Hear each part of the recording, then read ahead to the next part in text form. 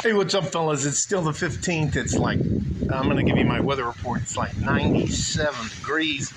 It is, the wind's blowing. The pool is, again, what we call, the technical term for that is all fucked up and broken.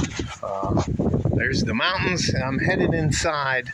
I just spent 15 minutes of my life with one of the most ungrateful women I've ever been around in my life. I'll give you the background before I give you the gist of why this woman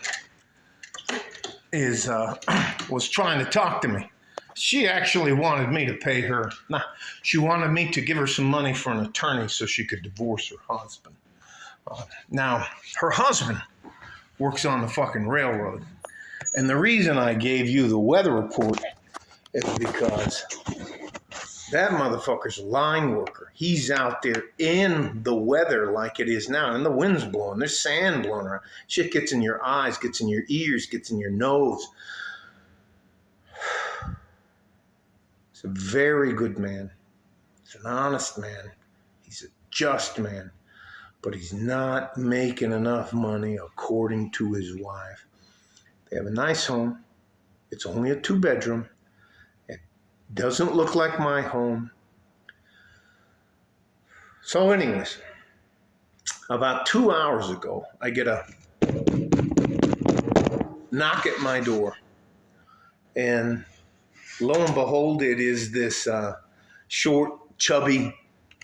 Now, she'll call that baby weight. Any woman who you deal with who has had a child will call that extra 25 pounds baby weight, but it's their youngest kid's 5 years old. Anyways, she said she's tired of struggling. She just goes on about how bad he is, what he doesn't do. He comes home, all he wants to do is eat, take a shower, and go to sleep. I tell you again, it's the 15th of June, 2023. That motherfucker's out there working on the line right now, on the rails, out in the elements, 97 degrees, wind blowing all over the place. She said that he gets mad because she doesn't give him lunch, and she told me that she puts in like a Walmart bag 1 ramen, not a cup of soup, that flat package of ramen. No fork. Anyways, so his side of the story is, I can't do it. I'm doing the best I can. I don't come home. I don't complain. I'm not mean with her. And he told me that she says she needs things. Now, I'm going to repeat that. This guy right now is up by Ridoso in 97 degrees outside. I don't even like... I went out there just to prove a point, and the wind's blowing, and all she gave that man, who she has 2 children with, is a packaged ramen soup that's what it's less than $1. And that man has to be out. He leaves at 4:30 in the morning. He'll be home tonight at maybe 7 o'clock, 7 p.m. Because the train, anyways, just fucking the railroad people there. They get a lot of guys who've had a lot of scuff marks in their lives that aren't on. Hey, it doesn't fucking matter. The man's out there busting his ass for his family. And if you want to turn back and say, well, why did you have kids when you couldn't afford them? Now, this is gonna be blunt, and I don't want you guys to think that I'm trying to be rude or anything like that, but men and women, when they get together and they like each other, they have sex. Now, I'll break that down and bluntly. They like to fuck, and sometimes, I know this is gonna shock some of you hippies, but sometimes a child comes out of that. Anyways. This man's out there, and I'm going to say this again. This woman has an air-conditioned 2-bedroom home and she has the car. He gets picked up from their front. I mean, fucking. And she had the fucking nerve to come to my house and ask me. She said, I need $5,000 so I can secure a divorce against him. He's never home. When he comes home, he doesn't want to do anything. He wants to take a shower. Yes, he wants to wash all that shit off him. Anyway, I let her say her piece, and then I kicked her the fuck out of my house. And I called her an ungrateful bitch. And I said, if I ever see you again, we're going to have a fucking problem. There are so many women in our lives. She didn't even fucking graduate high school. Let me tell you that again. When she got married, and I was there when they got married, she weighed 98 pounds. She weighs 168 pounds now.